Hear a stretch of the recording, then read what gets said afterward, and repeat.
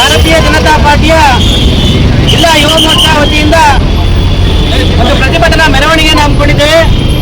ಏನು ಇತ್ತೀಚೆಗೆ ಗುಂಡ್ಲುಪೇಟೆ ವಿಧಾನಸಭಾ ಕ್ಷೇತ್ರದ ವ್ಯಾಪ್ತಿಯಲ್ಲಿ ಟಿಪ್ಪರ್ಗಳ ಹಾವಳಿ ತುಂಬಾ ಹೆಚ್ಚಾಗಿದ್ದು ಅದರಿಂದ ಸಾರ್ವಜನಿಕರಿಗೆ ತುಂಬಾ ಅನಾನುಕೂಲಗಳಾಗ್ತಾ ಇದೆ. ಜೊತೆಗೆ ಟಿಪ್ಪರ್ ಹಾವಳಿಯಿಂದ ಹಲವಾರು ಮರಣಗಳು ಕೂಡ ಅಪ್ಪಿದೆ, ಅಪಘಾತಗಳು ನಡೀತಾ ಇದೆ.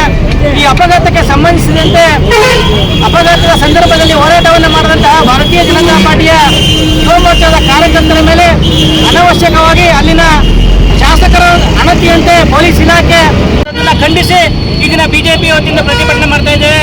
ಬಂಧುಗಳೇ, ಇತ್ತೀಚಿನ ದಿನಗಳಲ್ಲಿ ಗುಂಡ್ಲುಪೇಟೆ ವಿಧಾನಸಭಾ ಕ್ಷೇತ್ರದಲ್ಲಿ ಯಾವುದೇ ರೀತಿಯಾದಂತಹ ಹೋರಾಟಗಳನ್ನು ಮಾಡಲಿಕ್ಕೆ ಸ್ವಾತಂತ್ರ್ಯ ಇಲ್ಲ ಅನ್ನುವಂಥ ಒಂದು ವಾತಾವರಣ ಸೃಷ್ಟಿಯಾಗ್ತಾ ಇರ್ತಕ್ಕಂಥ ನಾವೆಲ್ಲೂ ಕೂಡ ಗಮನಿಸ್ತಾ ಇದ್ದೇವೆ.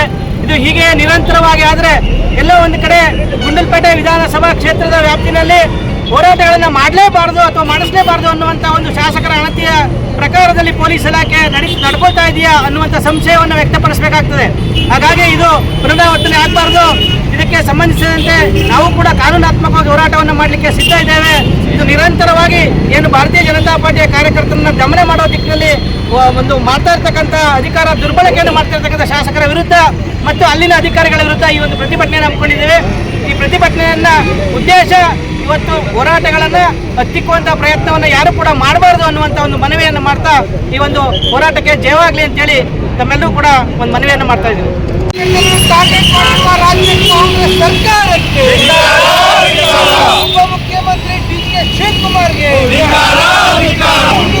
ಶಾಸಕರಾದ ಗಣೇಶ್ ಪ್ರಸಾದ್ಗೆ, ಜಿಲ್ಲಾ ಉಸ್ತುವಾರಿ ಸಚಿವರಿಗೆ, ಗಣಿ ಇಲಾಖೆಗೆ, ಟಿಪ್ಪರ್ಗಳ ಹಾವಳಿಯನ್ನು ತಡೆಗಟ್ಟದ ಗಣಿ ಇಲಾಖೆಗೆ, ಹಾವಳಿ ತಡೆಗಟ್ಟದ ಪೊಲೀಸ್ ಇಲಾಖೆಗೆ, ರೌಡಿ ಎಂಎಲ್ಎ ಗುಂಡ್ಲುಪೇಟೆ ಗಣೇಶ್ ಪ್ರಸಾದ್ಗೆ, ಎಂಎಲ್ಎ ಗಣೇಶ್ ಪ್ರಸಾದ್ಗೆ ಬೇಕು.